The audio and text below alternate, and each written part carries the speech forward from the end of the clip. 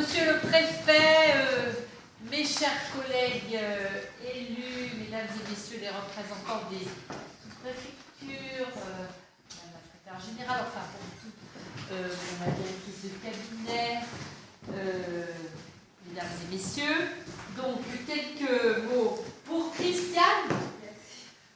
Christiane. Alors, la Christiane, une star, hein.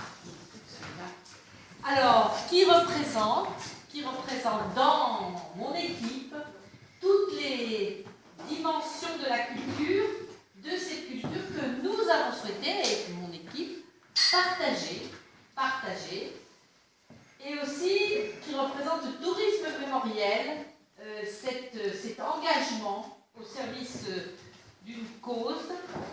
Alors, au-delà de la cause dont nous avons parlé tout à l'heure en réunion, cet engagement au service des habitants de notre commune. Parce que Christiane, elle fait fonctionner depuis des années, une association, les Amis des Antilles. Alors, comme l'a dit tout à l'heure Serge, dans toutes ces dimensions, c'est-à-dire la dimension danse, chant, repas, voyage, conférences, enfin, et je dirais qu'il fasse beau, ou qu'il pleuve, ou qu'il vente, ou qu'il neige, Christiane, envers et contre tout, fait fonctionner cette association éducative aussi, sous cette dimension éducative, qui est très importante aussi. Elle est à elle seule la diversité de notre territoire, de ces Français de sang mêlé qui ont construit Monceau, qui ont construit ce peuple de France, et en particulier par Monceau, de ces Français de sang mêlé, de ce peuple de France qui a été capable du meilleur comme du pire, et c'est du pire dont on souhaite parler et que auquel vous êtes associés, c'est-à-dire ce pire qui a donné naissance à l'esclavage et au racisme, avec des crimes de cœur et des crimes de l'âme, parce qu'ils abaissent, parce qu'ils salissent, parce qu'ils détruisent. Cet esclavage qui existe encore, on parle d'esclavage des temps modernes, mais plus que jamais. Et puis, de l'autre côté, il y a le meilleur, l'expression, Christiane en est l'expression aujourd'hui, avec ce renforcement autour de la fraternité, qui permet de réunir les hommes et les femmes dans une société libre. Dans une société libre. Cette liberté, elle l'a mise en œuvre à la faveur de ce festival des Outre-mer. Depuis 10 ans, elle en est la cheville ouvrière, la penseuse, la chanteuse, l'organisatrice, la stratège, celle qui m'interpelle. Tu ne m'écoutes pas assez. Je ne te vois jamais. Je ne peux pas te parler. Mais elle sait très bien que toute l'équipe la suit et est derrière elle. Tu le sais. Oui. Bon. Et quand on te voit aujourd'hui, tous les jours, par la couleur de ta peau, mais tu nous rappelles les vents chauds de la Guadeloupe, des Irades, de Marie-Galante, de l'archipel des Saints, de la Martinique, de Saint-Barthélemy, de Saint-Martin, et tu fais souffler à Montsolémy, en Saône-et-Loire, par moments, quand elle vient vous voir, mesdames et messieurs les élus des autres communes, ces vents chauds, et tu nous convoques sur ces luttes, sur cette histoire douloureuse, mais aussi fraternelle. Ces luttes contre l'oubli, ces luttes pour la liberté, luttes pour la liberté, au sujet de laquelle Gaston Monnerville dira en 1948, pour la commémoration du centenaire de l'abolition de l'esclavage, que l'homme, au sens générique, alors on va dire que la femme, aujourd'hui n'est réellement libre que lorsqu'il ou qu'elle contribue à agrandir le domaine de la liberté. Cette liberté, dont on sait qu'elle n'a de sens que parce que les hommes peuvent vivre en société. Une société qui doit transmettre, qui leur transmet cette dette. Eh bien, cette dette, Christiane, l'honore largement, avec l'implication qui est la sienne dans ses responsabilités et ses mandats, qu'elle remplit à travers leur dimension, je l'ai dit, culturelle, citoyenne et touristique au service des autres. Cette implication qui justifie la décoration qui va lui être remise. Alors, après, j'espère qu'on ne s'est pas trompé. La médaille de l'Outre-mer en 2001. Vrai? Le prix de la femme dynamique reçu à Londres en 2003. En plus de parler créole, elle parle français, elle parle anglais. Et puis, la médaille de la ville de Monceau, attribuée en 2006. Cette implication qu'elle ne cesse de faire croître année après année, avec honneur et bonheur. Le bonheur de mettre en avant les accents créoles et la saveur des îles. Et l'honneur pour nous d'être associés, même si nous ne sommes pas sur la route, à cette route des abolitions.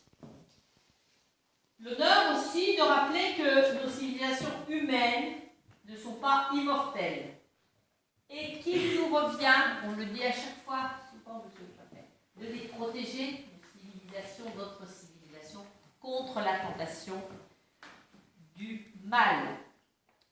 L'honneur de mener ce combat avec insistance et la volonté ferme d'en venir à bout et de l'inscrire dans la mémoire pour que cela permette d'y réfléchir, que cela, même si c'est peut-être un espoir irréalisable, qu'un jour on en viendra à bout. L'honneur de partager avec ses amis des Antilles, la défense d'une certaine idée de l'homme et du citoyen. L'honneur de reconnaître les siens et la valeur des tiens et des siens. L'honneur et le bonheur pour nous aujourd'hui de pouvoir, je le fais en tant que mère, je le fais au nom de tous ceux qui sont ici, et puis je le fais au nom de toutes les Montséliennes et les Montséliens, ton parcours et ta foi en l'eau. Merci, chère Christiane, et au nom de la ville de Monceau et au nom de tous les habitants de la ville de Monceau, félicitations.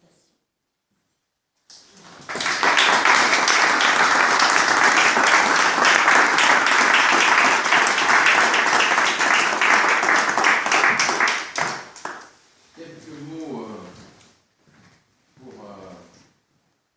ajouter mon propos à celui de Madame le maire de Monceau, présidente de l'association départementale des maires, devant vous tous qui avez voulu prendre sur votre temps, et notamment mesdames et messieurs les élus, monsieur le conseiller départemental, vous tous membres de cette belle association des amis des Antilles. Je suis vraiment ravi que vous soyez venus jusqu'à chez moi, si je veux dire, ou dans ces lieux de la préfecture, qui sont la Maison de la République. Vous y êtes évidemment chez vous. Je suis allé, depuis ma prise de poste, très régulièrement à Monceau, je pense pas loin d'une dizaine de fois. Monceau me fait parfois du souci. Mais Monceau m'apporte aussi beaucoup de joie.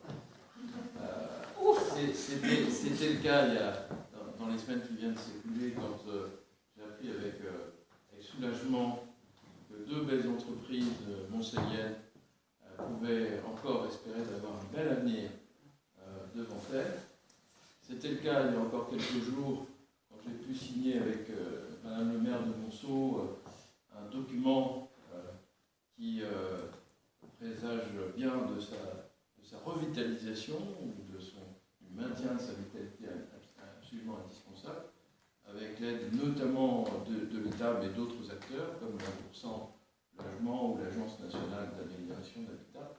C'est le cas aujourd'hui, grâce à vous, Madame Christiane Matos, qui est venue me voir il y a quelques mois dans mon bureau, bien encadré, bien accompagné, pour m'expliquer avec passion, avec beaucoup d'engagement et de sensibilité, les chantiers sur lesquels vous travaillez activement depuis de longues années. Et donc, je n'ai pas mis longtemps à comprendre que je vous devais une certaine admiration. D'abord, de vivre si loin des lieux de votre naissance, de votre enfance et de votre adolescence, parce qu'il ne faut pas sous-estimer la nostalgie ou le sentiment d'exil que vous devez éprouver plus souvent qu'à votre tour. Comme ma femme est née à 20 000 km d'ici, je suis enclin à vous comprendre. Mais vous avez pris les choses positivement. Vous avez su, loin de chez vous, loin des Amériques françaises, des Antilles françaises et de la Martinique, puisque vous êtes issu de ce très beau département d'outre-mer, vous avez su être fidèle à ce territoire, être fidèle aux outre-mer, en essayant de le faire connaître avec le plus de cœur et d'engagement possible, en essayant d'en faire connaître à la fois les forces et aussi le passé parfois douloureux et très douloureux. Et vous avez su en même temps trouver ou nouer les fils pour raconter cette histoire, pour montrer que dans cette histoire il y a des choses terribles et en même temps, de temps en temps aussi, de beaux gestes, ou de beaux écrits, de belles paroles, qui montrent que quelle que soit l'époque, il y a toujours eu des préjugés tragiques, mais il y a toujours eu aussi des gens qui avaient du cœur. Ce qui est inquiétant pour la première partie de la phrase, est plutôt rassurant pour la seconde. Mais vous faites partie justement de ces personnes qui ont un cœur très grand, c'est ce que je devine. Et donc Monceau en particulier, la route sur laquelle vous travaillez, les commémorations sur lesquelles vous travaillez, et le département de Saône-et-Loire tout entier, la Bourgogne-Franche-Comté dans son ensemble, j'élargis à la Franche-Comté, puisque le Fort-de-Joux est ici présent, vous doivent beaucoup de savoir faire ce pont de plusieurs milliers de kilomètres, ce pont dans la distance avec les Antilles ou les Caraïbes, et ce pont historique. Et donc j'ai été, pour ma part, très marqué, touché quand vous m'avez indiqué quelles étaient les paroisses, puisque c'était l'expression du temps, qui avaient su, pu ou voulu, au moment de la rédaction des fameux cahiers de doléances de 1789, écrire ce qu'ils devaient, ce qu'ils croyaient devoir écrire, et qui sauvaient un peu l'honneur de leurs concitoyens. Et donc finalement, vous travaillez pour faire connaître la France dans toutes ses dimensions, de manière extrêmement forte et positive. Et de ce point de vue-là, je ne suis pas surpris que vous ayez pu être proposé pour la médaille du tourisme et que vous l'ayez reçu, puisque le ministre en charge du tourisme a souhaité faire ce geste en fait de reconnaissance républicaine. La République, avec cette médaille que je vais vous remettre, le travail que vous faites avec patience et obstination. La République veut vous exprimer sa reconnaissance. Et alors, ce qui est frappant, c'est que vous avez tenu à vous habiller selon vos traditions à vous et les joyeuses traditions des Antilles. Or, précisément, sur cette très belle médaille où il y a marqué République française, il y a précisément une femme avec un costume que je pourrais assimiler aux autres. Avec une jupe virevoltante et certainement colorée malgré l'unité de la médaille. Donc, c'est, je trouve, un juste présage. Vous me donnez finalement un petit regret, ça ne sortira pas entre ces quatre murs. Un préfet peut travailler en métropole, il peut travailler aussi outre-mer, il m'est arrivé de travailler à 20 000 km d'ici. Vous me donnez presque du regret de ne pas m'être porté candidat pour un département aux Caraïbes. Mais bon, voilà. Et je vais pouvoir mettre une touche de bleu sur le rouge en vous félicitant pour cette médaille. Alors, je vais faire attention parce que je ne veux certainement pas vous blesser. C'est très pointu, c'est très dangereux, mais je trouve que les couleurs vont bien se marier ensemble. Attention, attention. C'est un exercice compliqué, mais je crois que j'ai réussi.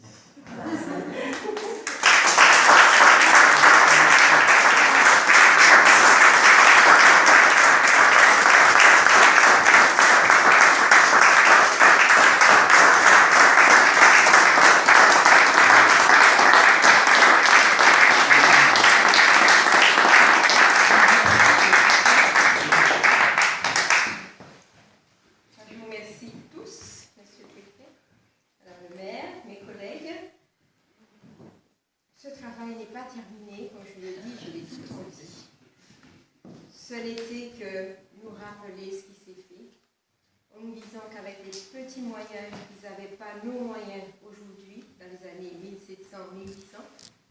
Et quand on voit la misère qui continue au XXIe siècle, j'ai envie de dire que dans le pas de ces hommes et femmes courageux qui se sont battus pour arrêter ce massacre, je dirais, c'est pas vivable ce qui a été fait.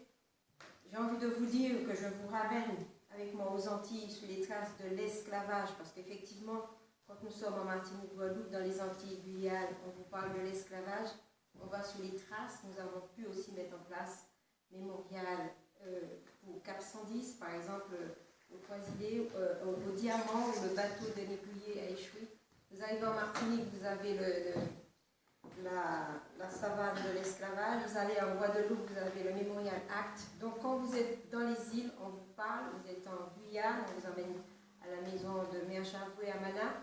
On vous parle de l'esclavage, on connaît l'histoire, on sait de quoi nous avons souffert. Mais seulement au jour d'aujourd'hui, que j'ai découvert cette histoire de l'abolition de l'esclavage, j'ai comme l'impression de me sentir moins soulagée pour eux, parce que je me dis que dire merci, c'est pas vraiment ça, mais dire qu'il y a une reconnaissance des choses qui n'étaient pas bien. Et c'est la Saône-et-Loire qui l'a porté. Donc on doit être fiers de nous en Saône-et-Loire, d'avoir eu chez nous, je dis chez nous parce que ça fait presque 50 ans que je vis ici, des hommes et des femmes courageux qui ont combattu ce qu'ils ont vu, donc la traite qu'ils faisaient pour les êtres humains qui étaient des Noirs et que c'était l'esclavage des Outre-mer. La nouvelle forme d'esclavage du XXIe siècle que nous vivons, c'est dans nos rues, c'est un vagabond, il est déguisé autrement, mais aussi il n'est pas bon. Donc, comment on va faire au jour d'aujourd'hui, au XXIe siècle? Quelles sont les armes que nous aurons pour que demain, nos enfants qui ont envie d'écrire un cahier de doléances trouvent la réponse? J'en suis là, monsieur. Et nous en sommes là, j'espère que tous nous avons essayé. Les maires de toutes les communes ont dit que dans les écoles, les enfants qu'on va là. Les enfants nous le réclament, à Mille-la-Martine, ils ont levé le doigt. Mais madame, pourquoi ça existe encore l'esclavage? Quand j'étais avec Robert Cazeneuve dans son école,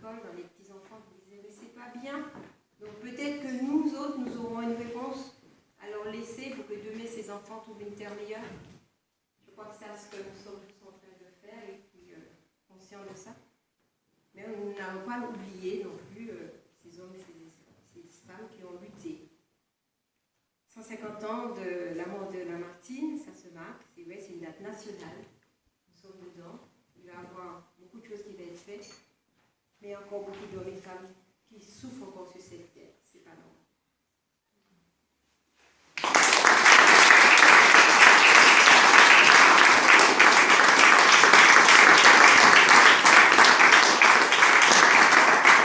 Bon, on a plein de rendez-vous dans chacune de vos communes pour marteler ce discours.